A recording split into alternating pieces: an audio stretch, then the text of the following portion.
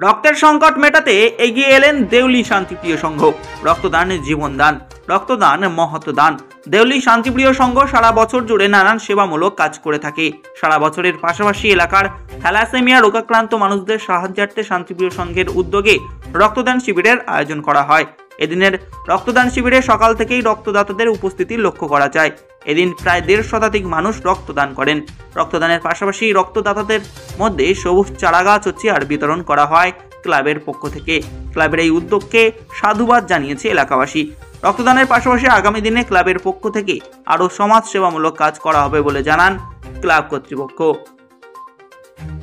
এদিনের রক্তদান শিবির সম্পর্কে বলতে গিয়ে সাংবাদিকদের মুখোমুখি হয়ে ক্লাব কর্তৃপক্ষ কি জানান আমরা শুনে নেব। দেখুন, বিশেষ করে আমাদের এই শান্তি মেলা দীর্ঘ 25 বছর যাবৎ চলছে এবং এই মেলা শুরু থেকেই আমাদের যে উদ্দেশ্য ছিল এই মেলাকে সামনে রেখে প্রতি বছর একটা করে রক্তদান শিবির আমরা করব। এবং বিশেষ করে আমাদের এই প্রত্যন্ত অঞ্চলে অনেক মানুষ সে হয়তো অনেকে কুসংস্কারাচ্ছন্ন ছিলেন।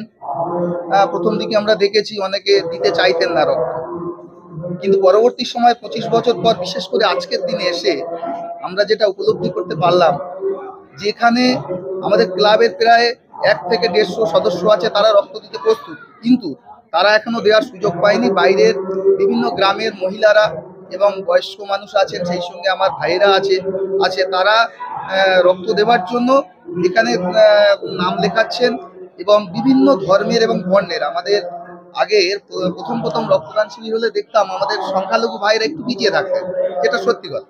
কিন্তু 25 বছর পর এসে দেখছি এখানে সংখ্যালঘুরাই কিন্তু একটা বড় অংশ, তারা কিন্তু রক্তদানে এগিয়ে আসছেন এবং বিভিন্ন এলাকার।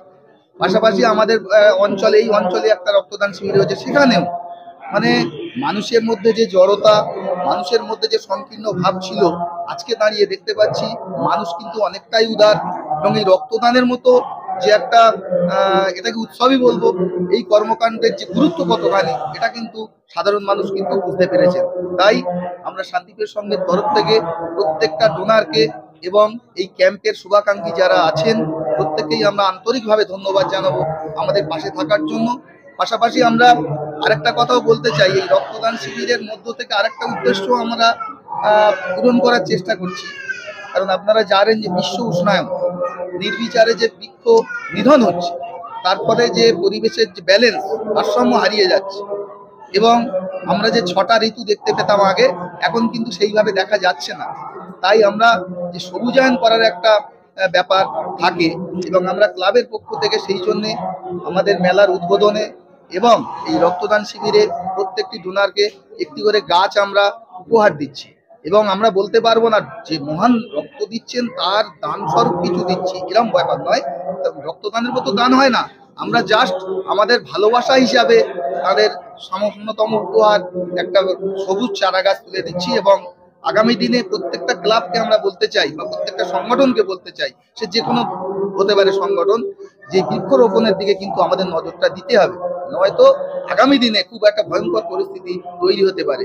তাই ক্লাবের সম্পাদক আমার শাহজাহান আছে, আমাদের প্রাক্তন সম্পাদক তুফার জেলা আছে, রজব ভাই আছে, আমাদের দিয়া ভাই সহ মলয় পূজারী থেকে আরো যারা সদস্য আছে প্রত্যেককেই সাধুবাদ জানাবো এরকম একটা উদ্যোগ নেওয়ার জন্য।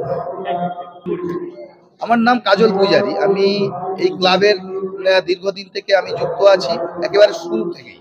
এবং শুধু আমি নয়, আমরা যারা আছি, সিনিয়র যারা আরো আছে তারা ছিলেন, তাদের সঙ্গে ছিলাম। আমরা যখন হাতে করে চালিয়েছি তখনও ছিলাম, জুনিয়রদের হাতে দিয়েছি তখনও আমরা আছি। এবং আমি বিশেষ করে আমার একটা রাজনৈতিক পরিচয় আছে, আমি দেউলি 2 নম্বর অঞ্চল তৃণমূল কংগ্রেসের সভাপতি।